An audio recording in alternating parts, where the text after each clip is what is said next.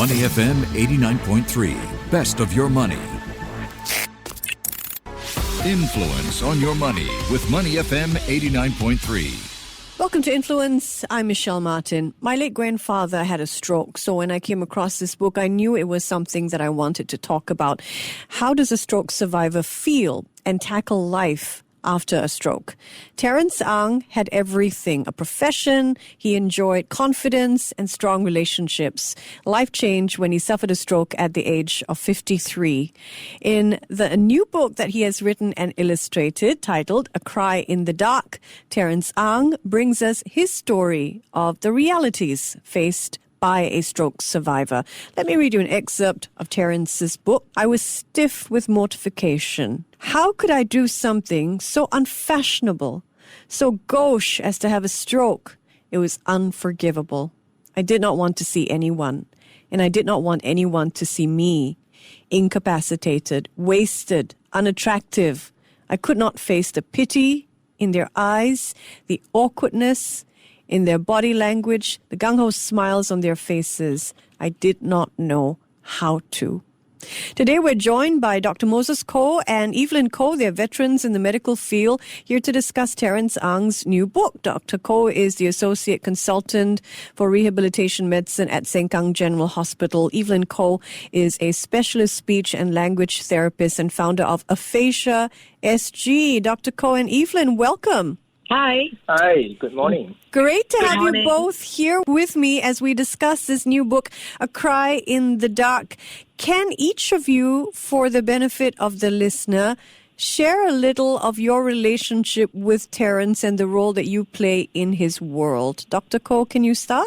Hi, good morning everyone. Yeah, I'm Moses. I'm a consultant in rehab medicine in Sengkang General Hospital. So, basically my role with Terence came about after I saw him as an outpatient in the clinic, in the rehab clinic, shortly after his discharge from Sengkang Community Hospital. And since then, for the last maybe about 1.5 years, I've been his rehab physician. Yeah, it's actually quite a lot. I think what we do is we manage complications, we coordinate the rehab journey, the rehab therapy sessions, and we help our patients to improve their function, which is thankfully what happened in Terence. Okay, good to know.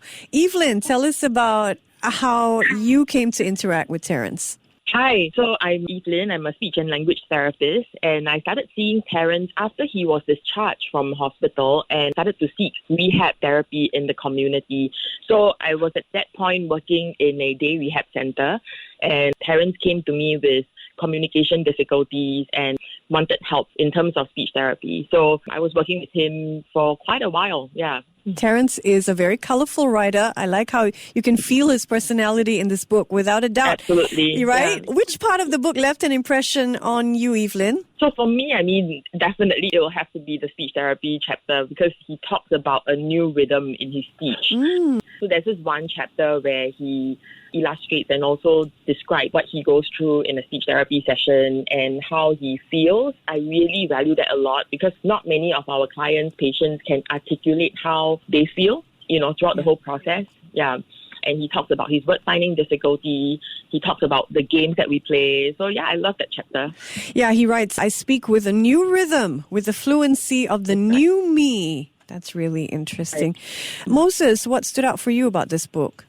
Actually, interestingly, I really loved the whole book actually. And, interestingly, the chapter that I actually liked the most was the part where he describes his long walk. I can't remember the exact name of the chapter, but it's describing his long walks that he takes every day. So in that chapter, he actually describes the beauty of the things and how he learns how to appreciate things around him. So, for example, like the greenery around him, I think he describes birds chirping, children laughing, and actually, for me, that really actually struck quite deep because at that point, I knew that, that's actually what I hope for a lot of my patients. I mean, of course, I hope that they will improve in their function. Of course, I hope that they will have motor recovery and cognitive recovery, speech recovery. But this point is where I felt that he was really at peace. He was really at peace. He was content and he was grateful and happy, and he was able to slow down and really appreciate the small things. I don't know if you guys got the book, The Media Kit, but I did.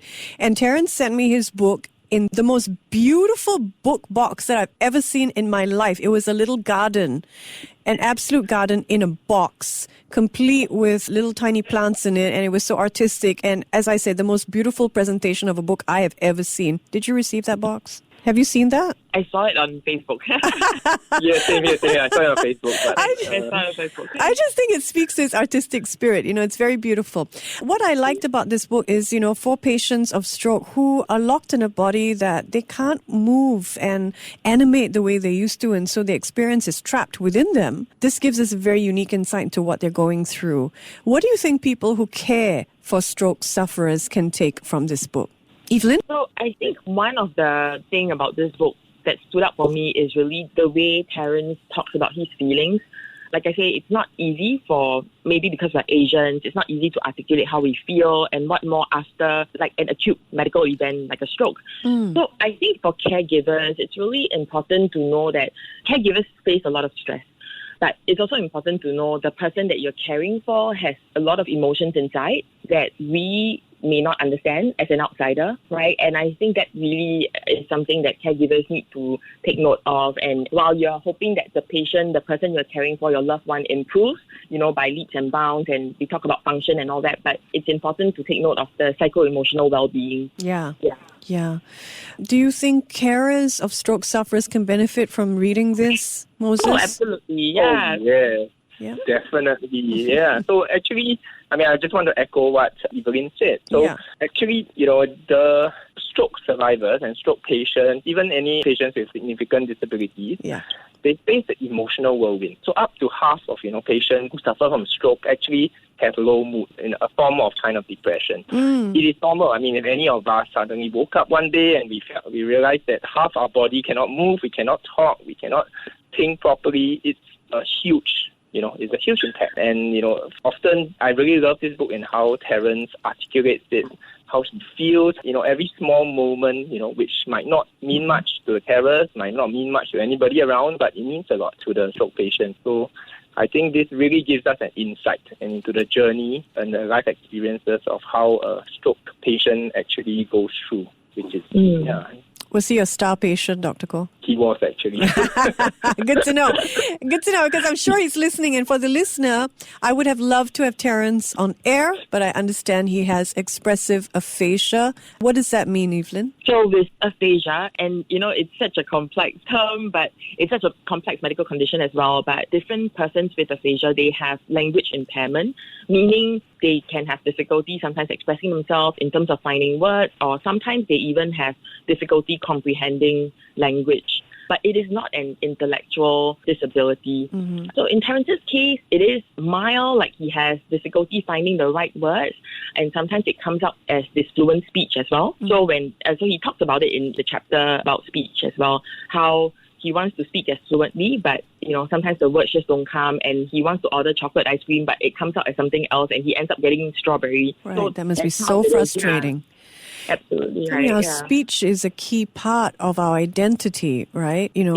We express who we are, and so when you can't reach for the right words to authentically express what you feel, can imagine that can just add to the spiral of depression. Why do you think people should read this book? Moses, why don't you kick us off?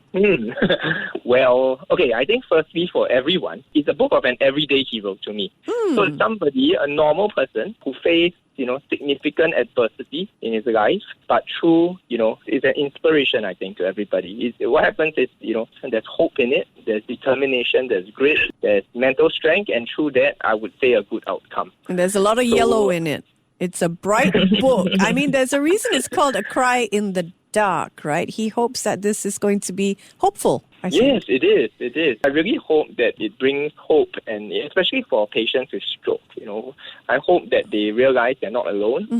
I hope they realize that the journey they're going through is actually something that a lot of people are going through, and it's normal. But if they are hopeful, if they put in the effort, to do rehabilitation, actually they can get better. And he really wanted to get as healthy and, as much better as he could, right, Terence? That's what I get from this book. His determination was extraordinary. It was extraordinary. He put in so much time, resources, energy, effort into his rehabilitation. And that's why I say he's my salvation, actually. Oh.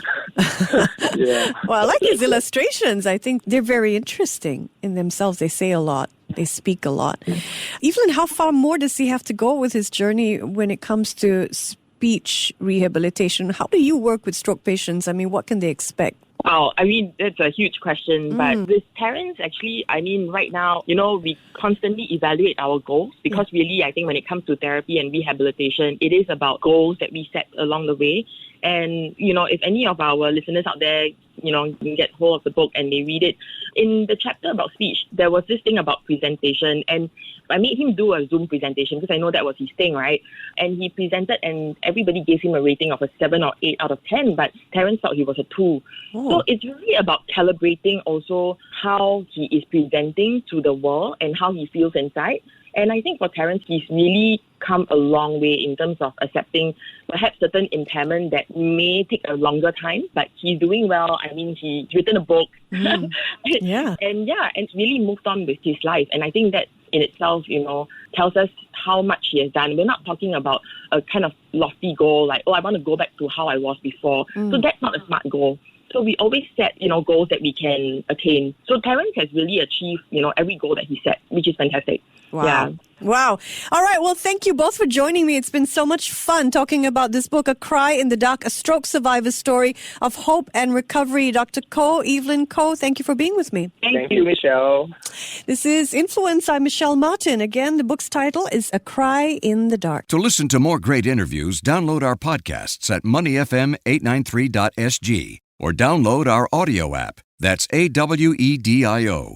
Available on Google Play or the App Store.